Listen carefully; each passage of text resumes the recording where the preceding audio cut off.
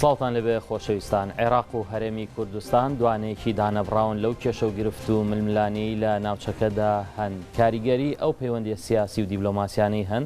بەریەکەوتنی بەرژەوەندەکان ڕاستەوخۆ و ناڕاستەوخۆ کاریگەری لەسەر هەرێم و عێراق دروست دەکات. پەیوەندیەکانی هەرێمی کوردستان لەگەڵ عێراق، هەرێم لەگەڵ دەوروبەر، لەگەڵ جیهانی دەرە و ڕۆژئاوا. ڕۆڵی فەڕەنسا ئەو ویستە تازەی کە لەم ناوچەیەدا هەیەی کاریگەری لەسەر کورد لە نێو ئەم زۆنگەدا ببورن بابەتی گفتوگۆی ئەم ڕۆمانە. من هاوکا قادر لەگەڵ بەڕێز دکتۆر عادل باخەوان سەرۆکی بەشی خۆرهەڵاتی ناوەڕاست لە ئینستیتیوتی فەڕەنسی گفتوگۆ لەسەر ئەم تەوەراناکەین. دکتۆر خۆشحاڵین بەم دیدارە. سپاس بۆ ئێوەش. دەپرسین هەرێمی کوردستان و عێراق بۆ ئۆقرەی بەخۆیانەوە نابینن. فەڕەنسا چی دەوێت لەم ناوچەیەدا، چۆن دەتوانێت بەرگری لە کورد بکات؟ دکتۆر من دەمەوێت لە یەکەم پرسیارەوە دەست پێ بکەم. تەمەنی من وا دەبێتە 41 ساڵ. ئەم عێراقی ئێمە بۆ ئۆقرەی و سەقامگیری بەخۆیەوە نابینێ، ئەم بابەتە چییە؟ پرسیارێکی جوانە. عێراق ئەم ساڵی 2021 ئەبێ بە سەدەیەک لە تەمەن وانە لە 23 مانگی 8 ئۆگوست 1921 پرسێکۆکس عێراق دامەزرێنێت لەگەڵ پاشا فەیساڵ ئەهێنێت لە سووریاوە دوای شکستی فەیساڵ لە سووریا ئەیهێنێت ئەیکا بە پاشای ئەم دەوڵەتە کە سەرەتا نازان ناوی بنێن چییە، چونکە عێراق پێشتر بووکو دەوڵەت بوونی نەبووە. پرسیاریان لە خۆیانە کرایە ناوی بنین میزۆپۆتامیا یاخود ناویتر لە کۆتا یا ڕێکەوتن لەسەرەوەی ناوی بنێن عێراق. عێراق لە ساڵی 1921ەوە بۆ 2021 1 سەدە لە دەوڵەت، 1 سەدە لە جوگرافیا، 1 سەدە لە جەماوەر، ناڵم گەل چونکە شتێک نییە لە عێراقا بە ناوی گەلی عێراقی. لە عێراقا زیاتر لە کۆمیونۆتەیەکت هەیە، زیاتر لە گروپێکت هەیە. دوای سەدەیە کە ئێمە ئەگەڕێینەوە بۆ عێراق پرسیارەکەی جەناب دەکەین بۆ ئەم عێراقە نابێ بە دەوڵەت. خۆی دەوڵەت چییە لە ڕاستیا؟ دەوڵەت بریتێ لە چوارچێوەیەکی دەستگایی کە لە یەک کاتا ئەم سێ خاڵی تایە. خاڵی یەکەمیان بریتێ لە ئاسایش. بە درێژایی سەدەیەک عێراق ئاسایشی تیانە بوو. خاڵی دووەم بریتێ لە سەقامگیری، سیکیوریتی، ئاسایش، ستابیلیتی یعنی سەقامگیری. بە درێژایی سەدەیەک عێراق سەقامگیری تیانە بوو. هەمیشە ماڵێکی پڕ لە ئاشوب و ئاژاوە بووە، هەمیشە لە 21ەوە تا 2021. ئەنجا خاڵی سێمیان بریتێ لە گەشەی ئابووری. تەماشاکەی بە درێژایی 1 سەدا عێراقیەکان نەیانتوانی ببن بە عێراقی و سیستمێکی ئابووری بەهێز بۆ عێراقی بوونی خۆیان دامەزرێنن. ئەمڕۆ لەم چرکە ساتا کە من و جەناب و من قسەی تیاکەین لە بەشی پترۆڵ لە سیستمی ئابووری عێراقا لە 95 بەلای کەمەوە. واتە تۆ شتێکت نییە بە ناوی سیستمی ئابووری، ئەوەی هەیە پارەی نەوتە کە نەوت دا بەزێ دەوڵەت ناتوانێت موچەی موچەخۆرەکانیشی بدا، نەک پرۆژەوەی کە بینیمان، نەک پرۆژە و نەک ستراکتۆر و نەک بوونێ و ئەم شتانە بە هەمووی بخەراورە بەس موچە کە نەوت بەرزە بێتەوە دەوڵەت دەتوانێت. ئەمە سیستمی ئابوورینێ. لەبەرەوە لە بەدرێژایی ئەم سەدەیە عێراق هیچ یەکێک لەم سێ ڕەگەزەی تیان نەبوو، بۆیە نەیتوانی و بێ بە دەوڵەتەوە. خاڵی یەکەم. خاڵی دووهەم کە زۆر گرنگە، بە درێژایی ئەم مێژووە تۆ نخبەیەکت نەبووە، دەستە بژێرێکی عێراقیت نەبووە کە هەڵگری ناسیۆنالیزمی عێراقی بوو بن بە پرۆژەیەکی سیاسی فراوانەوە. بەس لە ناسیۆنالیزمی عەرەب ناکەم، بەس لە ناسیۆنالیزمی کوردی ناکەم، چونکە تۆ لە عێراقا ناسیۆنالیزمی کوردیت هەیە، ناسیۆنالیزمی عەرەبیت هەیە، ناسیۆنالیزمی تورکمانت هەیە، ئیسلامیزمت هەیە، وانە کۆمونیزمت هەبووە. هەموو ئەمانە پرۆژەی سیاسی گەورە بوون و تا ئێستاش حیکایەتی گەورەن و هاوڕێتیمانەکەن. بەس عێراقی بوونمان نەبوو. بەڵام ئەوەی کە نەبووە لە 21ەوە تا 1921ەوە تا 2021 ئەوەیە کە پرۆژەی دروستکردنی ناسیۆنالیزمی عێراقی بە شێوەیەکی جدی نەبووە. ڕاستە لە چەند قۆناغێکە چەند ئەکتەرێکە بوون، بۆ نمونە فەیساڵی یەکەم، پاشا فەیساڵ یەکێک بوو لەوانەی کە ئەیویست شتێک دروست بکات بە ناوی ناسیۆنالیزمی عێراقی، هەرچەند ئەبێ ئەوە زۆر خاڵێکی زۆر گرنگە هەرچەند مەلیک فەیساڵ پێش ئەوی بگاتە عێراق سمبۆلی ناسیۆنالیزمی عەرەبی بوو ئەو گرێبەستەی کە هەیبوو لەگەڵ ئینگلیزەکانە ئەوە بوو من هاوکاریتانەکەم وەکو نوێنەری نەتەوەی عەرەب وەکو نوێنەری نەتەوەی عەرەب بۆ چوونە دەرەوە لە ئیمپراتۆریەتی عوسمانی بەمەرجێ کە هاتینە دەرەوە لە ئیمپراتۆریەتی عوسمانی ئێوە دەوڵەتێک بۆ نەتەوەی عەرەب دروست بکەن زۆر جار ئێمە وەکو کورد پێمان وایە کە براوەکانی چوونە دەرەوە لە ئیمپراتۆریەتی عوسمانی براوەی یەکەم عەرەبن چونکە بوون بە خاوەنی دەوڵەت خۆی لە ڕاستیە دوو نەتەوە نابن بە خاوەنی دەوڵەت کە دێنە کە چرکەساتی چوونە دەرەوە لە ئیمپراتۆریەتی عوسمانی دەست پێکا یەکەم نەتەوەی عەرەبە تۆ عەرەب تۆ ئێستا دەوڵەتێکی عەرەبیت نییە نەتەوەیەکی عەرەبت نییە کە خاوەنی دەوڵەتێکی ناسیۆنالیستی عەرەبی دابەش بوون بەسەر ئەم دەوڵەتانی کە هەن داوەش بوون بەسەر 22 دەوڵەتە و لە هیچ یەکێک لەم دەوڵەتانە تۆ شتێکت نییە بە ناوی نەتەوەی عەرەب تۆ نەتەوەیەکت هەیە بە ناوی نەتەوەی مصری نەتەوەی سعودی نەتەوەی قەتەری نەتەوەی ئوردونی بەڵام تۆ جنسەیەکت نییە کە جنسی عەرەبی بێت ڕەگەزنامەیەکی عەرەبیمان ڕەگەزنامەیەکی عەرەبی ئەم ویستم بڵێم نەتەوەی دوامیش بریتی بوو لە نەتەوەی کورد کە نەبوو بە خاوەنی دەوڵەت تورکەکان بوون بە خاوەنی دەوڵەت جا بە کورتی کۆتایی پێێنم لە وەڵامدانی شرکەساتی عەبدولکەریم قاسمیش لە 58 کە جمهوریەت دابەزێ ئەویست شتێک دروست بکا بە ناوی ناسیۆنالیزمی عەرەبی بەڵام لەبەرەوەی پرۆژەیەکی سیاسی جدی نەبوو نەیتوانی لە 2003 لەوێ کۆتایی پێێنم کۆمەڵێک ئەکتەر هەن ئەمریکیەکان ناویان نابوون لیبراڵە نوێیەکان لیبراڵە نوێیەکانی کورد عەرەبی سونە عەرەبی شیعە ئەمریکیەکان ئەیانویست لە ڕێگای ئەم لیبراڵە عەرەبە کووردە تێکەڵەیەک دروستکەن و ناسیۆنالیزمی عراقی دروستکەن ئەوانی شکستیان هێنا ئەم چرکەساتەی من و تۆ قسەی تیاکەین زۆر باشە دوکتۆرمان نییە بە ناوی ناسیۆنالیزمی عراقی باشە ئێمە بە هەرێمی کوردستانیش لە یاد نەکەین هەرێمی کوردستان ئۆقرەی تا ڕادەیەک یاخۆ ڕێژەی تایە بۆ نمونە لە ڕووی ئەمنیەوە بەڵام لە ڕووی پەیوەندیە سیاسیەکانەوە لە ڕووی پەیوەندیە دیبلۆماسیەکانەوە لە زۆر سێکتەری تر هەرێمی کوردستانیش سەقامگیرێکی نەتوانیوە بتەو بۆ خۆی دروست بکات ئاخر ئەزانی چۆن تۆ لە بیرت نەچێ هەرێمی کوردستان ئەوەنەی من ئاگام لێ بێ بەشێک نییە لە فەڕەنسا هەرێمی کوردستان لە ئەوروپا نییە لە کیشوەری ئەوروپا لە ئەمریکاشان نییە لە ئەمریکا نییە نییە لە ئەمریکای لاتین نییە هەرێمی کوردستان لە ناو ڕۆژهەڵاتێکی ناوەڕاستایە کە بووە بە گۆمی خەن وە تۆ لە چاوی کێوە تەماشایەکەی لە چاوی کوردێکی لۆکاڵیەوە یاخود لە چاوی عراقیەکەوە لە سراسی نیشتمان عراق یاخود لە چاوی ڕۆژهەڵاتیەکی ناوەڕاستەوە یاخود لە چاوی مرۆڤێکی جیهانیەوە ئەگەر لە چاوی مرۆڤێکی جیهانیەوە تەماشای کوردستان بکەی هەرێمی کوردستان بکەی ئەم هەرێمی کوردستانە بەشێکە لە ڕۆژهەڵاتی ناوەڕاست کە بووە بە جەنگی هەمووان دش بە هەمووان سیرکە ئەگەر لە ئەوروپاوە یا لە ڕۆژئاواوە تەماشای هەرێمی کوردستان بکەی هەرێمی کوردستان تۆزێک هەرێک لە پەنای سووریایە وەنیە تۆزەکە ڕۆی سنوورمان بێکەوە سەرکە سووریا بووە بە گۆمی خەن سەرکە هەرێمی کوردستان بەشێکە لە ڕۆژهڵاتی لەو ڕۆژهڵاتەی کە یەمەنی تایە یەمەن بووە بە گۆمی خەن لیبیا هەر تەواو هەڵوەشاوەتەوە عێراقی من و تۆ وانە 2-3 کیلۆمتر چەند کیلۆمەترێک لێرە بەولاوە تۆ ئەگەی بە خلافەتەکەی داعش کە گەورەترین مەترسی بوو لەسەر هەموو سیستمی ئەنتەرناسیۆنال لەبەرەوە معجیزەیە ئەگەر هەرێمی کوردستان ئەو دۆخەی تیان نەبێت کە تۆ پرسیاری لەسەرەکەی ئەوەی کە ئەسڵەن ئەوەی معجیزەکە لە چیایە لەوەیە کە ئەسڵەن هەرێمی کوردستان تا ئێستا پارێزراوە لەوەی کە لە ناو ئەم گۆمی خوێنە نەبێ بە گۆمی خوێن با بچینەوە بۆ لای عێراق لە دوای 2023 کە ئەم عێراقە نوێ دروست بووە ئێستاشی لەگەڵا بێ ئەو لێدوانانی کە بەرپرسانی عێراق باڵا ئەیەن تێکستی جوانن بۆ ڕاگەیاندن بەڵام لە واقعا ئەم تێکستە جوانانە هیچ ئیشێک ناکەن ئەم دووێنەیە بووە لە عێراقا هەیە بەردەوام وێنەی عێراقێک کە بەرپرسەکان باسیەکەن زۆر جوانە ڕازاوەیە لە کۆبنەوەکان کە تەواو بن بڵاوکراوەکانیان ڕاگەیەنراوەکانیان زۆر جواندایە ڕێژن بەڵام لە ئەرزی واقعا وڵاتەکە بەو شێوەیە ئەمە بووە ئەم دوێنێ لەبەرەوەی کە تۆ لە عێراقان چەند نخبەیەکت هەیە کە کۆمەڵک هۆکارە یەکێک لە هۆکارەکان ئەوەیە کە دابڕاوە مەسافەیەکی فراوان هەیە لە نێوان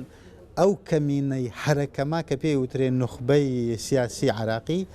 لەگەڵ زۆرینەی هەرە زۆری کۆمەلگا کە خواری خوارەوەی کۆمەلگایە. ئێستا بۆ یەکەم جار لە مێژووی ئەم دەوڵەتە دووشت دروست بووە عراقێکی سەری سەرەوە عراقێکی خواری خوارەوە. ئەم ناوەندەمان نییە؟ ئەم اینجا بۆشاییەک هەیە لەو ناوە بۆشاییەک هەیە لەو ناوە هیچ پردێک لە نێوانیانە نییە. تەنانەت حیزبەکان کە جاران ئەکرا ئەم بۆشاییە پڕ بکەنەوە ئەو حیزبەکان لە عێراقا ئەم تەنانەت حیزبەکانیشی تر ئێمە توێژینەوەیەکمان کردووە لە ساڵی ڕابردوو 75 گەنجی بەسڕە و موسڵمان دواندووە 225 سعات قسەی ئەوانمان تەجیل کردووە و ئێستا بە وردی خەریکی شرۆڤەکردنی ئەم چاوپێکەوتنانم 75 لە نێوان کش و کۆڕ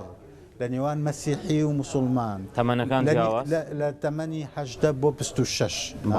لە نێوان کورد و عەرەب لە نێوان شیعە و سونە هەمویان ئەوەی کە دەرچووە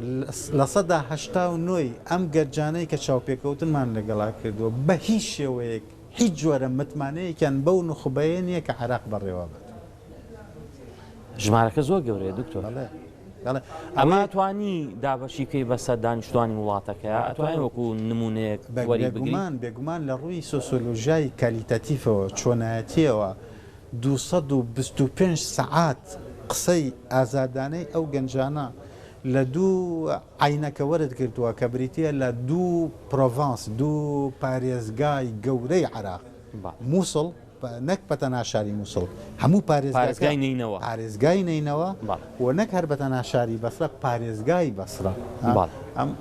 ئەنجا تۆ پارێزگایەکی شیعەت هەیە پارێزگایەکی سونەیشت هەیە ئەوانێ ئەمە خۆی بەخۆی زۆر گرنگە دڵنیا بە لەوەی کە ئەو هەلومەرجەی کە ئێستا عێراقیەکانی تیاژی ئەم چاوپێکەوتنانە بە شێوەیەکی پەرفێکتە عەکسیەکەنەوە ڕنگدانەوەی بێ لەسەر هەڵبژاردنەکانی داهاتوو بۆ نمونە ئەم ساڵ لە ئەوەی بڕیارە لە دەی 2021 هەڵبژاردننی پەرلەمانی عێراق کرێت پێتان وایە ڕنگدانەوەی ئەبێت ئەو بێزاریە و ئەو تێڕوانینە نێگەتیفەی خەڵک لەسەر هەڵبژاردنەکە بە دڵنیاییەوە خۆتوها هەڵبژاردنەکانی 2010 سەدەی ڕابردوو ئەنجام نەدراون وانێ 2010 4 ساڵ لەمەوە پێش بوو 3 ساڵ 4 ساڵ لەمەوە پێش بووە بە پێی ئەو دەرەنجامانەی کە دەرەنجامە ڕاستەقینەکان کە لە بەردەستی حیزبەکان خۆیانان ئەزانن کە ڕێژەی بەشداری نەگەشتوەتە لە سەداسی. فەڕەنسا چۆن لەم بەڕێوەبردنی ئەم حیزبانەی دەسەڵاتدار لە عێراقا ئەوانێ؟ فەڕەنسا زۆر بێزارە ڕاستەوخۆ وەڵامی بدەمەوە زۆر بێزارە لە نابەرپرسیارەتی نخبەی عێراقی. ینی تۆ نخبەیەکت هەیە کە پابند نابێ بە هیچ شتێک لەو شتانەی لە کۆبوونەوەکانی شاخۆی بڕیاری لەسەردا. چێ زۆر بێزارە؟ ئەمانوێل ماکرۆن سەرۆک یان حکوومەت یان دەوڵەت بێزارە دەوڵەتی فەڕەنسا ئەزانی دەوڵەتی فەڕەنسا چی ئەوێت بۆ عێراق؟ ئەو ئیدیالەی کە فەڕەنسا هەیەی بۆ عێراق ئیدیالێکی زۆر هینە ئایدیالێکی زۆر ینی جێگەی شانازیە ئایدیالێکی جێگەی دەست لێخۆشیە چیوا لە فەڕەنسا ئاکات بێت زۆر بەهێزەوە ئیلتیزام بکات پرۆژە پێشکەش بکات بۆی عێراق ببێ بە دەوڵەتی دەستگا. فەڕەنسا پێی وایە پاتۆلۆژیا و نەخۆشی سەختی عێراق بریتێ لە چی؟ بریتێ لەوەی کە تۆ دەوڵەتێکی فاشیلت هەیە کە ناتوانێت دەستگا بۆ خۆی دروست بکات. فەڕەنسا نایەوێت عێراق بە گروپێک بەسپێرێت، نایەوێت عێراق ببێ بە موڵکی تائیفەیەک، نایەوێت عێراق ببێ بە موڵکی نازانم حیزبێک، ئەوێ عێراقی هەموو عێراقیەکان بێت. ئەنجا بۆ ئەوەی ئەم پرۆژە فەڕەنسیە سەرکەوێ ئەم پرۆژە ئەمریکیە سەرکەوێ ئەم پرۆژەی بەڕاستی هی فەڕەنسا نیە بەتەنها پرۆژەی زلهێزەکانی سیستمی ئەنتەرناسیۆنالە بۆ ئەوەی سەرکەوێت تۆ ئەبێ بەلای کەمەوە نخبەیەکە هەبێ کە ئیسیجابەی هەبێ کە وەڵامی ئیمانوێل ماکرۆن کە هات تەنها خۆی نەبوو واتە ئەمریکی و بەریتانی و ئەوروپیەکانیش پاڵپشتی بوون کە هاتە عێراق هاتە بەغدا. ئەزانی ئەوەی کە ئێستا دیالۆگێکی بەردەوام هەیە لە نێوان کۆشکی سپی و وڵاتانی یەکێتی ئەوروپا بە گشتی و فەڕەنسا بە تایبەتی چونکە خۆ دەزانی لە دوای ئەوەی کە بەریتانیا کشایەوە لە یەکێتی ئەوروپا ئیتر لێرە بە دواوە فەڕەنسا بووە بە چەقی هەموو ئەوروپا لە ئەڵمانیاش لە ئەڵمانیاش چونکە فەڕەنسا چەکی ئەتۆمی هەیە فەڕەنسا ئەندامی بەردەوامی ئەنجومەنی ئاسایشیە جا فەڕەنسا لەسەر هەموو ئاستەکان وەکو زلهێزێک لە ناو سیستمی ئەنتەرناسیۆنال مامەڵی لە کراگرێ جگە لە هەموو ئەمانش لە سەر دەوڵەتی فەڕەنسی تۆ گەنجێکت هەیە گەنجێکت هەیە تازە دێتە ناو سیاسێتەوە بە هەزاران خەونەوە بە توانایەکی بەهێزەوە بەڵام لە ئەڵمانیا تۆ خانمێکت هەیە ئیتر وردە ئەڕاتە دەرەوە لە سیاستوانیە هەموو ئەمانە دەوریان هەیە ئەوەیەک دووهەمیش تۆ ئێستا لە فەڕەنسا نەوەیەکی نوێت هەیە نەوەیەکی نوێی سیاسیت هەیە کە لە ناو تۆڕە کۆمەڵایەتەکانە گەورە بوون باشە تێگەشتیان هەیە بۆ ئەم عێراقی کە 100 ساڵە ئاواوەکو بە زۆر پێکەوە لکێنراوی نەک هەتێگەشتیان هەیە بەڵکو پێیان وایە عێراق بەو شێوەی کە ئێستا هەیە ناتوانێت بەردەوام بێت قوربانی جوگرافیەکەیەتی عێراق یا خۆت ئەو پێکەوەلکان زۆرم لێە یان ئەم پێکاتە مەزهبیانی کە تایەتی قوربانی چیە عێراق یەکەم قوربانی ئەوەیە کە تۆ لە ساڵی 1920 دەوڵەتێک دروست دەکەی دژ بە کۆمەلگا یعنی چی دەوڵەت دژ بە کۆمەلگا خۆی دەوڵەت کە دروستەکەی بێ لە خزمەتی کۆمەلگایە بێ وەنیە دەوڵەت بۆ خزمەتی کۆمەلگا دروستەکرێت ئەگەر دەوڵەتێک نەیتوانی خزمەت بە کۆمەڵگاکەی بکات حیشم و بەڕێر و هیچ شەرعیەتی بوونی نییە وەنیە بەڵام گرفتەکە لە چیە گرفتەکە لەوایە کاتێک پەرسێکۆکس ئەگاتە بەغا لە ساڵ 1920 وەکو نوێنەری حکوومەتی جەلالەتی وەنیە پاشا لە بەریتانیا دێت دەوڵەتێکت بۆ دروستەکە بەکێ ئەسپێرێ دەوڵەت ئەسپێرێت بەو کەمینەیە کە ساڵی 1638 عوسمانیەکان دەستگا دەوڵەتەکانیان لەم سێ ویلایەتە پێسپارد بوو ئەوشکی بریتی بوو لە تکێ بریتی بوو لە کۆمینۆتەی سونە لە گروپی سونە تا 2023 بەردەوام بوو تا 2023 گروپی سونە گروپێکی بەتایبەتی بۆرژوازێتی سونە بۆرژوازێتێک بوو لە سەردەمی عوسمانیەکانە تێکەڵ بوو بە کولتوری عوسمانی بە سیاسەتی عوسمانی بە نیزامی عسکەری عوسمانی ئەمێ بڵم کولتورێکی ڕاقی دەوڵەتداریان بۆ خۆیان دروست کرد بوو بە هاوکاری عوسمانیەکان کاتێک بەریتانیەکان دێن یەکەم دروشمیان چییە؟ دروشمی ئازادی گەلانە لە ژێر زەبروزەنگی ئیمپراتۆرێتی عوسمانیە. ئەنجا گەلەکان بریتین لەکوێ؟ بریتین لە گەلی عەرەب، گەلی کورد، گەلی ئەرمان، هەموو ئەو گەلانەی تر وانە لە کۆتاییە پرۆژەکە وردە وردە ئەیگۆڕن بۆچی بۆ دروستبوونی بۆ دروستکردنی دەوڵەتی نەتەوە.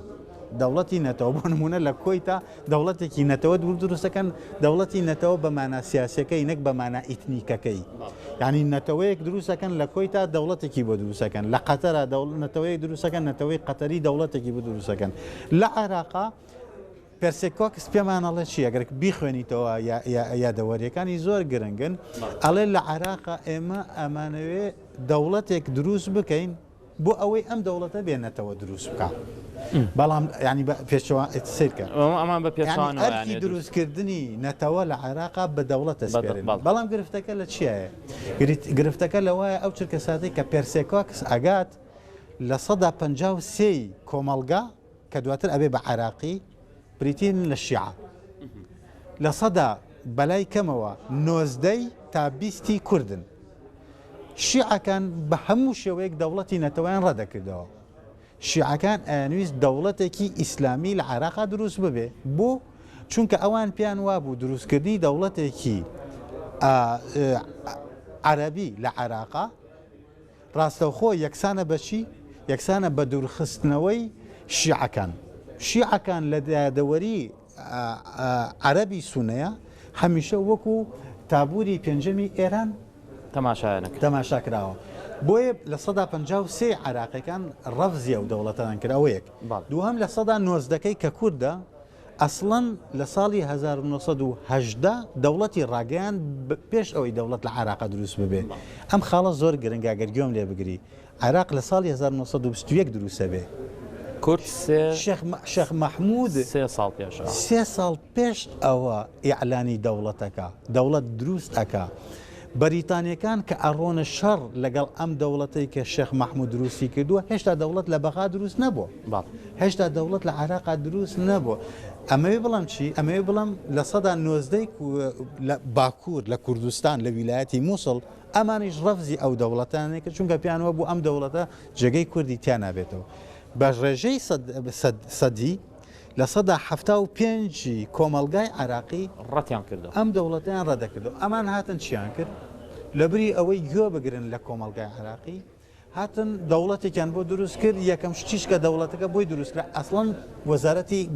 بەرگریان دروست کرد دەوڵەتەکە مانگی 8 دروستە بێ ئەزانی وەزارەتی بەرگریکەی دروستە بێ بە چەند مانگ پێشتر مانگی یەک حەوت مانگ پێش دروستبوونی دەوڵەتەکە پێش ئەوەی دەوڵەت دروست بکەین وەزارەتی بەرگری اینجا کە وەزارەتی بەرگری دروستە بێت دوو فەیلقی بۆ دروستەکەن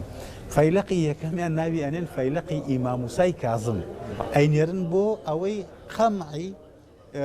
ڕاپەڕینی شیعەکان بکە کە لە 1953 بوون فەیلقی دومیش ئەنێرن بۆ مووسڵ بۆ ئەوەی قەمعی شۆڕشی شێخ مەحموود بکە واتە تۆ دەوڵەتێک دروستەکەی هەر لە سەرەتاوە دژ بە زۆرینەی ڕاهای کۆمەلگاکەت چۆن ئەتەوێ ئەم دەوڵەتە سەرکەوتن بەدەستێنێت زۆر باشە کۆمەلگەی نێودەوڵەتی ئەوروپیەکان و ئەمریکیەکان دەتوان ڕۆژێک لە ڕۆژان ئەم عێراقی کە ئاوا شپرزەیە بیگەن بە کەناری ئارام پێ دوایە ئەتوانن پرسیارەکە دوو بەشە ئایا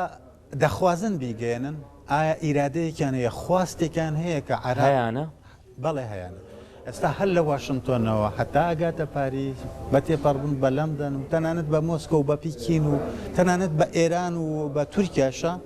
یەک دەوڵەتت دەست ناکەوێت لە ناو سیستمی ئەنتەرناسیۆنالە کە بێوی عێراق دابشکە هەر هەمویان دژی دابشکردنی عێراقن و لەناو لەگەڵ ئەوەشە کە دژی دابشکردنی عێراقن خواستێکیان هەیە دەخوازن پێیان خۆشە ئەیان نەوێت پرۆژەش تەقدیمەکەن باشترین بەڵگا ئەوەی پرۆژەکەی فەڕەنسایە کە عێراق سەقامگیر ببێ کە عێراق ئاسایشی تیا بێ تێدابین بێ و عێراق گەشەی ئابووری بەخۆی ببینێ بەڵام گرفتەکە لە چیایە گرفتەکە لەوایە کە هەلومەرجێکی بابەتی لە عێراقا دروست بووە کە ڕێگان نادات بەوەی خواستی حەزی ئارەزووی زلهێزەکانی سیستمی ئەنتەرناسیۆنال و تەنانەت نەهارێمایەتی لە عێراقا جێبەجێ ببێ بەڕادەیە کە من ناوم ناوەشی بە زمانی فەڕەنسی ناوم ناوە ئەمپلۆزیۆن یعنی چی یعنی تەقینەوە لە ناوەوە تۆ سیرکە هەموو توانەکانت ئەخەیتە کار بۆ ئەوەی ئەم تەقینەوە هین بکەیت کۆنتترۆل بکەیت بەڵام کاتێک تەقینەوەکە لە ناوەوە دەست پێکە و بوون ئەتەقێتەوە کۆنتترۆل ناکرێت ئەو کاتە بە تۆ کۆنتترۆل ناکرێت ئەو کاتە تەقینەوەکە خۆی فەرز ئەکا بەسەر تووە ڕاغمە ئیرادەی تۆش ئەو کاتە فەڕەنسا و بەریتانیا و ئەمریکا وڵاتانی تر ناچارن لەگەڵ ئەم تەقینەوەی مامەڵە بکەن بۆیە لە پشتی پەردەکانەوە ئەمەی کە بەلای تۆ ڕەنگە گرنگ بێ لە پشتی پەردەکانەوە چەند باسی هەموو ئەو وڵاتانە چەند باسی سەقامگیری و ئاسایش و گەشەی ئابووری عێراقەکەن ئەوەنەش سەرقاڵی خۆ ئامادەکردنن بۆ گریمانەی تەقینەوەی عێراق لەناوە جا دواتر باسی و گریمانەیە شەکەین بابزایم تەقینەوەی ئەبێت ڕوئەیات یاخودنا بەڵام پشوویەکی کورتمانەیە دکتۆر دوای پشووە دەگەڕێنەوە وڵاتان لەگەڵمان دووبارە سڵاوتان لێبێ گفتوگۆی دیداری تایبەتی ئەم ڕۆمان لەگەڵ بەڕێز دکتۆر عادل باخەوان سەرۆکی بەشی خۆرهەڵاتی ناوڕاست لە ئینستیتیوتی فەڕەنسی درێژە پێئین دکتۆر لە تەقینەوەکەی بووین ئەو تەقینەوەیە وەکو باسێکی مەترسیدارە ئەگەری ڕوودانی نزیکە یاخود دوورە سیرکە تۆ لە وڵاتێکە ئەژیت کە خاوەنی 63 ڕێکخراوی میلیشاییە باش هەر لەسەر ئەوە بە بیرمان نەچێ زیاتر لە 260 حیزبیش زیاتر لە 30 هاوپەیمانێتی ناوی خۆیان نووسیوە بە هەڵبژاردن بەڵێ پێشەوەی باسی حیزبەکان کە میلیشا 63 ڕێکخراو باشنێ ئەم 63 ڕێکخراوە قائمەیەکە ناوە بە دەوڵەتی عێراقی کە ژمارەی مونتەسیبەکانیان فەرمانبەرەکانیان لایەنەوە موچە خۆرەکانیان 160,000 کەسە 160,000 بەڕسمی کە بە دەوڵەتی عێراقیان داوە و دەوڵەتێکیشت هەیە کە لە بودجەی 2021 ئەم ساڵ کە پەرلەمان تاسدیقی کرد و کۆتایی پێهات 2 ملیار و 500 ملیۆن دۆلاری تەرخان کردو بۆ ئەم میلیشانە کە 5 وەزارەت بەیەکەوە بوچەی 5 وەزارەت بەیەکەوە یەکسانە بە بوچەی ئەم میلیشیانە. ئەم میلیشیانە ئایدۆلۆژیان سێ قوتابخانن. قوتابخانەیەکیان بریتیە لە قوتابخانەی پرۆ ئێرانیەکان. ئەم قوتابخانەیە چەندین ڕێکخراوە ئێوە ئینتیمایان ڕاستەوخۆ بۆ ویلایەتی فەقیه هەیە، ینی فەرمانی سیاسی و فەرمانی ئاینیان لە کازمیەوە وەرناگرن، لە بەرهەم ساڵحە وەرناگرن، بەڵکو بە پێی ئایدۆلۆژی خۆیان و بە پێی استراتیژەتی جیۆپۆلیتیکی خۆیان لە ئایەتوڵڵا خامنەئیەوە وەریئەگرن. ئەمەیە قوتابخانەیەکەمان. قوتابخانەی دووهەمیان بریتیە لە قوتابخانەی میلیشای مەرجەعیەت. میلیشای مەرجەعیەت دەزانی چەند ژمارەیان چەنە؟ نزیکەی 40,000 باش نییە؟ ئەمانش مەرجەعیەت لە نەجەف پاریان نەداتێ، چەکیان نەداتێ، تەسەورەکەی پاڵپشتێنە. میلیشای سێهەمیان قوتابخانەی سێهەمیان وەکو قوتابخانەی ناسیۆنالیست خۆیان پێناسە ئەکەن. ئەمانش سەدرەکان و هەندێک وردە گروپی تر کە لەگەڵیانن. ئەمە جارێ بەس لەسەر ئاستی سکوریتی بۆت باسەکەم، لەسەر ئاستی سکوریتی عێراق لەسەر لەپی شەیتانە. گریمانەی زەمان نییە بێگومان، گریمانەی بەریەککەوتنی ئەم سێ قوتابخانەیە گلان پەڕینەوە بەرەو شەڕی ناوخۆ یەکێکە لەو گریمانە بەهێزانەی کەوا لە پیاوێکی گەورەی وەکو ئایەتوڵڵا سیستانی ئەکا کە لە خوتبەکانی هەموو ڕۆژێکی هەینیە کە نوێنەرەکەی ئەیخوێنێتەوە بەشێکی زۆریان بەوە دەست پێ بکەن کە ئەلێرتی عراقیەکان بکەن تکایە وریابن نەپەڕنەوە بەرەو جەنگی ناوخۆ. ئەزانی کە ئایەتوڵڵا سیستانی ئەماڵێ لەبەر چی ئێڵێ؟ لەبەرەوە تەواو وشارە بەوەی کە هەلومەرجی پەڕینەوە بۆ جەنگی ناوخۆ لە عێراقا هەلومەرجێکی زۆر بەهێز و جددی ئەوە خاڵی ناسکیشەوە خاڵ بەریەکەوتنەکە یعنی بۆتە ڕاستەقینە ترسێکی ڕاستەقینە. بەبیرت نایە لە 2023 لە 2023 چۆن میلیشیەکانی سەدر گەماڕۆی مەرجەعیەتی ئایەتوڵڵا سیستانیاندا و گوتارەکانی بەبیر نایە کە ئاینوت 24 سەعاتت بووە بەجێهێڵین لە ماوەی 24 سەعاتە گەر نەگەڕیتەوە بۆ ئێران خۆت تەحمولی مەسئولێتی خۆتەکەی زانیکی ڕزگاری کرد هێزی تایبەتی ئەمریکا ئایەتوڵڵا سیستانی ڕزگار کرد لە سەدرەکان لە میلیشای سەدر. مەبەستمەوەیە میلیشیەکان تەنانەت ئامادەن دەست بۆ قودسی ئەقتاسیشان بەرن کە ئایەتوڵڵا سیستانی ئەمە خاڵی یەکەم. تۆزە لە عێراقیش دوور بکەنەوە دکتۆر. جا مەبەستمەوەیە پرسیارەکەی تۆ با وەڵامت بدەمەوە کەوتت ئایا بووم ئەو تەقینەوە ڕوو ئەدات یان بۆ وەڵامەکانی تر ناڕۆمە ناو درێژە هەر بە دڕانی کۆمەڵایەتی لە عێراقا. تو شتێکت نەماوە بە ناوی کۆمەلگەی عراقی، کۆمەلگاکە دڕاوە، دڕانی سیاسی، دڕانی مۆراڵ و ئەخلاق، دڕانی ئابووری، هەموو ئەم دڕانانە واکەن کە عێراق ئێستا لە هەلومەرجێکی بابەتیا بێ کە لە ناوەوە بتەقێتەوە. زۆر باشە. هەرێمی کوردستانیش ئەوەندە دوور نییە لەم عێراقی کە خۆشت بە نمونە هێناتەوە باست کرد. نەک دوور نییە بۆ بورە نەک دوور نییە ئێستا یەکسەر کاتوان بەرنامەیە بڵاوەکەیتەوە باش نییە لە کورسات بەڵێ ڕەنگە 2000 ڕەخنەت بۆ بێت بڵێن ئەی هەرێمی کوردستان ئەخنشەمێ بێمە سەر و خاڵە دکتۆر فەرمون دوور نین باش نییە لە ململانەکانی عێراقەوە سروشت ڕەنگە تۆزێت سروشتەکەی جیاواز بێت بەڵام ئەم ململانی لە هەرێمی کوردستانیشا هەیە چی لە پێگەی هەرێم کردووە لە دەرەوە. ئەمەوێ بڵێم کە هەرێمی کوردستان کاتێک ئێمە باسی عێراقەکەین باسی بەسڕەشەکەین باسی مووسڵیشەکەین باسی سلێمانی و هەولێریشەکەین واتە یەک پاکێجە ئێمە یەک پاکێژە ئێمە ئەبێت تێ بگەین لەوەی کە ئێستا هەرێمی کوردستان بەشێکە لە عێراق هەموو ئەو پاتۆلۆژیانەی کە لە عێراقی داوە لە بەسڕەیاوە لە مووسڵی داوە لە هەرێمی کوردستانش ئەدات بە شێوەیەکی ڕاستەوخۆ تۆ ناتوانانی بە هیچ شێوەیەک تکایە گوێم لێ بگرە بێمانایە کاتێک ئەبیستم حیزبێکی سیاسی باس لە دادی کۆمەڵایەتی ئەکات لە کوردستانە بەبێ ئەوی باس لە دادی کۆمەڵایەتی بکات لە بەسڕە یا لە مووسڵ یا لە سەماوە یا لە سامەڕا پێکەنینم دێ بە حیزبێک کە باس لە سۆشال دیموکراتی یا لە ئەلمانیت بکە یا لە دیموکراتیزەکردنی کۆمەلگا بکە هەمویان پێکەوە یا لە ئیسلامیزەکردنی کۆمەلگا بکە لە سلێمانی و هەولێر و دۆک و حەڵەبجە بەبێ ئەوەی باس لە دیموکراتیزەکردنی مووسڵ و بەسرا و سەماوەکە تۆ چۆن ئەتوانی ئەلمانی بی بەبێ ئەوەی بەسرا ئەلمانی بێ تۆ چۆن ئەتوانی دیموکراتی بی بەبێ ئەوی بەغا دیموکرات بێ تۆ چۆن ئەتوانی سۆشال دیموکرات بی لە سلێمانی لە هەولێر یا لە دۆک بەبێ ئەوەی فەلوجە سۆشال دیموکرات بێ حیز بە عێراقیەکان بە کوردەکانی شەوتی ئەبێ تێ بگەن لەوەی کە کوردستان لە چوارچێوەی عێراقایە بەبێ ئیسلامیزەکردنی عراق ممکن نییە کوردستان ئیسلامیزە بکرێ بەبێ ئەلمانیزەکردنی عراق ممکن نییە کوردستان بەبێ ئەمەوێ بە بڵێ یەک شتی پێ بڵم ململانی ئەەکەی لە پێناوی دژاتی ئەەکەی لە پێناوی بنبڕکردنی گەندەڵیە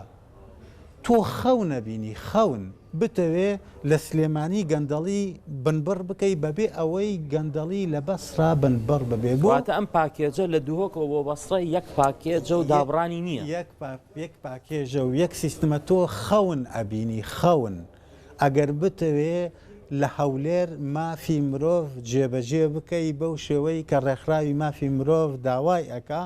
بەبێ ئەوەی هەمان مافی مرۆڤ لە مووسڵ و لە سامەڕا و لە نەجەر حیزبێک هەیە ئاوا بیرکات چی حیزبێکی کوردی هەیە یاخود کوردستانی چه حیزبێکی شیعی هەیە چه حیزبێکی سونی هەیە چه حیزبێک مقتەدا سەدر خۆی بن ڕەمز و سمبۆلی ناسیۆنالیزمی عراقی لە قەڵم نادا لەو 52 کورسێ لەو 54 کورسەی کە لە 2014 ئەیهێنێ لە پەرلەمانی عراق ئایا لە هەموو وڵاتی سونەکانە یەک کورسی هێنێ نەخێر عەرەبیشن ئەی لە کوردستان ئایا لە هەموو وڵاتی کوردەکانە یەک کورسی هێنێ نەخێر وەرە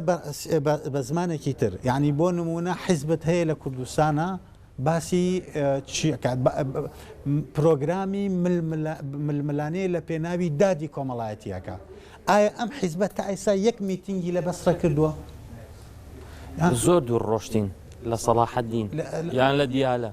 یان لە ئەنبار نزیکترن حیزبت هەیە باسی سۆشال دیموکراتەکە وانە تۆ کوێ ئەگەی بە سۆشال دیموکرات کوێ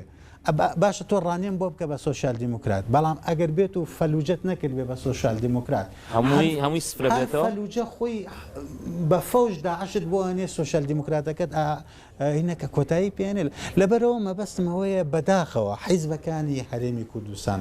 ڕێک وەکو حیزبەکانی وڵاتی سونەکان و وڵاتی شیعەکان لە ئاستی گەڕەکە بیر ئەکەنەوە لە ئاستی بچووکە بیر ئەکەنەوە دکتۆر ئەمە زۆر ناوخۆییە بەڵێ زۆر لۆکاڵین باشە ئەم لۆکاڵیە لەگەڵ عێراقاوە لەگەڵ وڵاتانی دەرەوە وەسعمان چۆنە گەر ئەوم بۆ تەرجەمە بکە بۆ دەرەوە ئەو پەیوەندی کە لەگەڵ عێراقا نیمان و دابڕین و هیچ شتێکمان بەیەکەوە نابەسێتەوانێ لەگەڵ ئەوروپا وەسعمان چۆنە لەگەڵ ئەمریکا پەیوەندیەکانمان چۆنە پرسیارێکی زۆر جوانە پەیوەندیەک نییە لەگەڵ ئەوروپا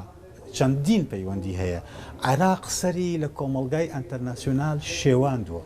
کۆمەلگای ئەنتەرناسیۆنال وڵاتێکی وەکو تورکیا بگرە باش نییە لە نزیکمانە لێرە یا ئێران یا عەرەبی سعودیە یا فەڕەنسا یا ئەمریکا بەریتانیا باش نییە تورکیا بێنە لەگەڵ کازمی ڕێکەکەوێت سەرۆکاتی پەرلەمان هەڵی وەشێنێتەوە لەگەڵ پەرلەمان ڕێکەکەوێت حەشتی شعبی هەڵێ ئەمن بەسم لە کوردستانیشە لەگەڵ حەشتی شعبی ڕێکەوێت کوردستان هەڵێ وەشێنێتەوە لەگەڵ کوردستان ڕێکەوێت بەرەی تورکمانی هەڵێ وەشێنێتەوە ئێمە تا ئێستا سیرکە مادەی 140 باش نییە مادەی 140 خۆ لە دەستوری ئەفغانستانە نییە لە دەستوری عێراقیە لە دەستوری عراقی کە ئەو دەستوری عراقی خۆ دەستوری هەرێم نییە دەستوری عراقیە کێ دەنگی پیاوە هەمووی دەنگی پێ عراقی مادەی 140 چەند مەرحەلەیە سێ مەرحەلەیە وانە مەرحەلەی یەکەمیان ئەبێت چی بکرێت ئەبێ غۆسۆن سومۆ یعنی با بڵێن سەرژمێری بکرێت ئەم سەرژمێری دوای ئەوە کرا ئەبێت چی بکرێت ئەبێ ئیسیفتا بکری وانە ئەبێ ڕیفراندۆم بکرێت سەرژمێری و ئیسیفتا و دواتر بڕیار هەموو ئەم قۆناغانە ئەبێ لە کۆتایی ساڵی 2007 تاو ببێ جارێ نەگەشتین بە حوت جارێ نەگەشتینەوە 2007 وا بیستوێکیشی پرسیار لە تۆەکەم ئایا لە هەموو عێراقا باش نییە لە هەموو عێراقا حیزبێکت هەیە بێت ئێستا بێت دەستور جێبەجێ بکە هەرو دەستورێکە هی خۆیانە لەبەرەوە ئەمەوێ بڵێم وەڵامی پرسیارەکەی جەناب زۆر بەلام و گرنگە کە وەڵامی پرسیارەکانت بدەمەوە ئەوەیە بەداخەوە ئەو پەیوەندیانەی کە ئەینێرین لەگەڵ دەرەوە وای لەوە کردووە بە ئەمە زانیاریەکە بدەمێ وای لەوە کردووە کە بەشێکی زۆری ئەکتەرە عێراقیەکان بە شیعە بە سونە بە کورد متمانیان ئەسڵەن بە سلکی دیپلۆماسی عراقی نەبێ لەبەرەوە لە ڕێگەی ترەوە پەیوەندیەکەن لەگەڵ عەربی سعودی ئێران تورکیا ئەمریکا واتە لەگەڵ چواردەورەکەمانە زیاتر بەڵێ وانە دکتۆر ئەمە وەزعی ناوخۆی خۆمانە کوردستان و ئەمەش عێراق تورکیا هێزی هێناوە سوپاکی زیاتر هاتۆتە ناوانێ باشە ئەم تورکیا بەنیازی چییە لەم یاریانەیە ئەوێ چی بکات بەڵێ ئەوەش پرسیارێکی زۆر زۆر ئالۆزە من ئەبینم ڕۆژانە تەحلیلە بینم زۆر باسەکرێ لە میدیا زۆر باسەکرێ گرفتی ئەو تەحلیلانە بەشێکی زۆریان ئایدۆلۆژین ڕاستێکی ئەمە ئەبێ لە پێگەی تورکیا تێبگەین تورکیا ئەبێ لە بیرمان نەچێ کۆیت نییە تورکیا قەتەر نییە تورکیا ئیمارات نییە باشێکی ناتوێ تورکیا یەک بەشێکی ناتوێ و بەڵام لە هەمان کاتا تورکیا ناوچەیەکە کە زیاتر لە 1000 ساڵە ترادیسیۆنی دەوڵەتی تایە باش نییە هەر لە سەردەمی بێزانتینیەکانەوە باش نییە لە سەردەمی ڕۆمانیەکانەوە ئەو ناوچەی کە ئێستا پێ ئەڵێن تورکیا ناوچەی ترادیسیۆنی دەوڵەتداری بووە بە حکمی موقع جغرافیەکە ئەم مێژووە گەورە لە دەوڵەتداریە لە کۆتایەکەی سەری لە چی دەرەچێ لە ئیمپراتۆرەتی عوسمانی ئیمپراتۆرەتی عوسمانی لە هاوێ بۆ نزیکی 400 چەندین سەدا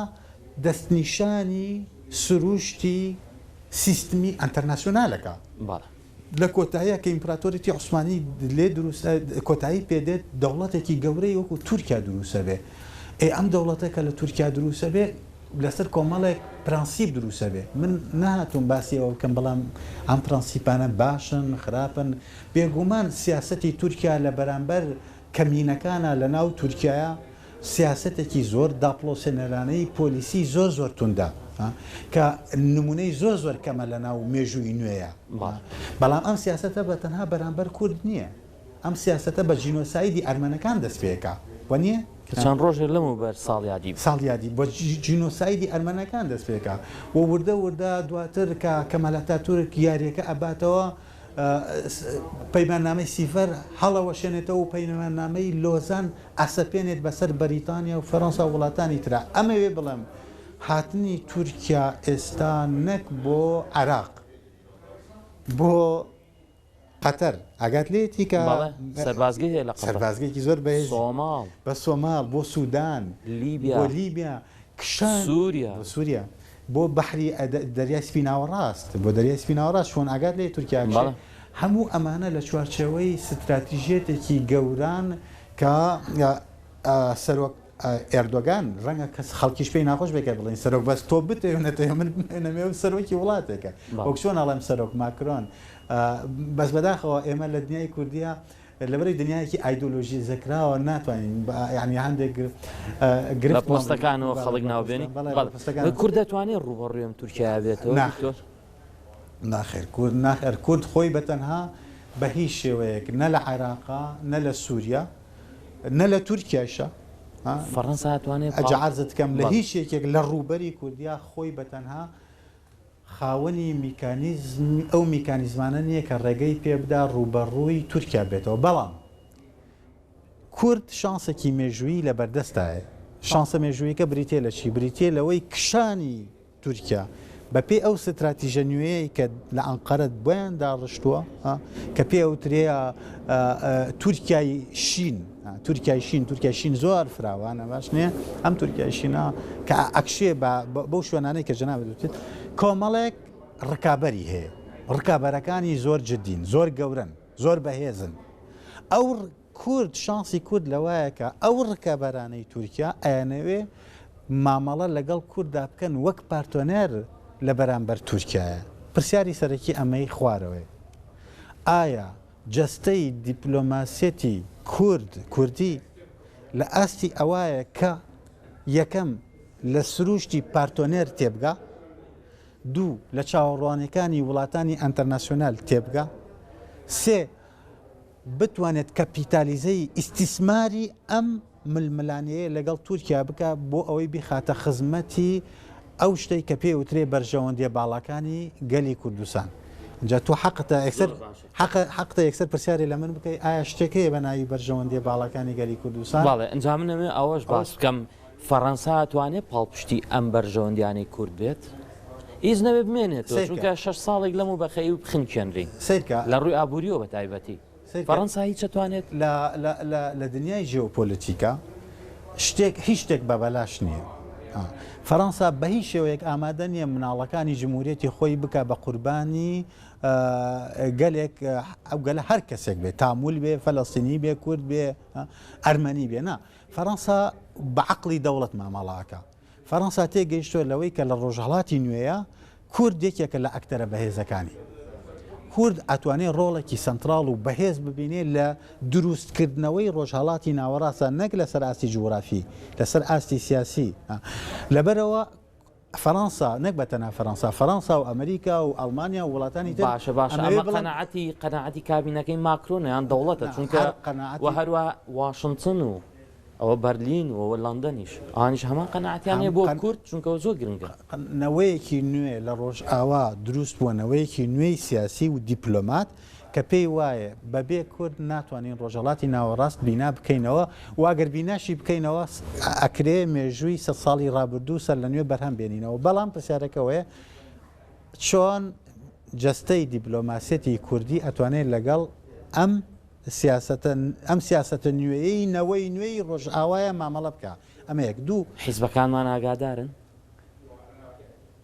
کەم تا زۆر ئاگادارن بەس گرفتی ئێمە ئەزانی بریتێ لە چی گرفتی ئێمە بریتێ لەوەی کورد لۆکاڵی بوون کوشتوێتی کورد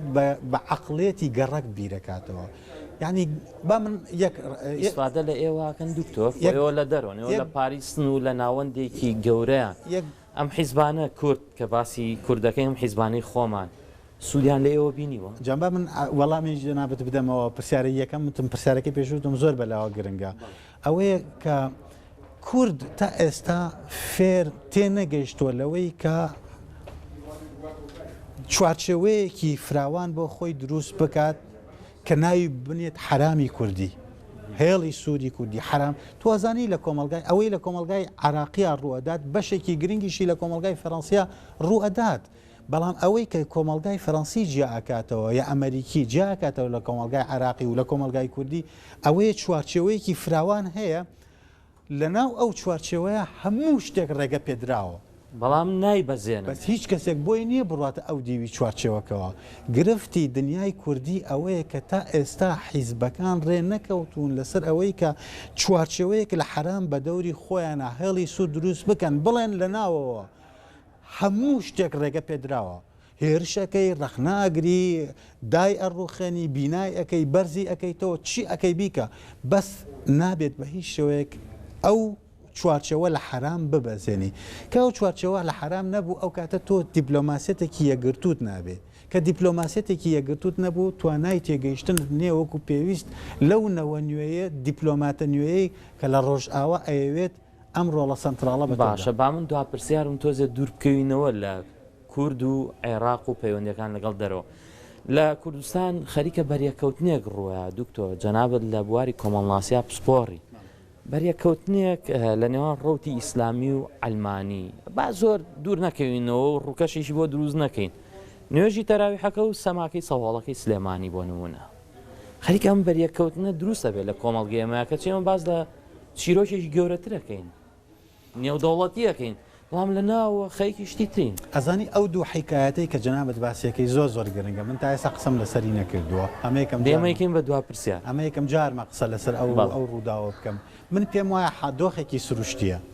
دۆخە سروشتێکە بەمانایشی بەمانە دۆرکاییمەکەی بەمانە سۆسیۆلۆژیەکەی بەمانە کۆمەڵناسەکەی زۆر بەلامەوە ئاساییە کە ئەو موسڵمانانە ڕۆشتون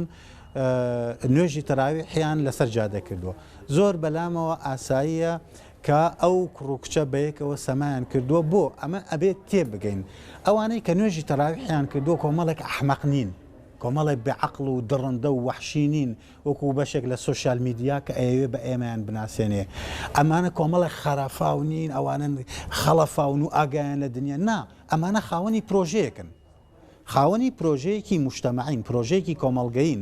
ئەیانەوەی کۆمەڵگەی کوردی بەم شێوەیە بینا بکەنەوە لە ئەفغانستان و سوودان و سۆمالەوە نەهاتوون هەمویان مناڵەکانی ئەو کۆمەڵگەن وانی ئەمە یەک دووهەم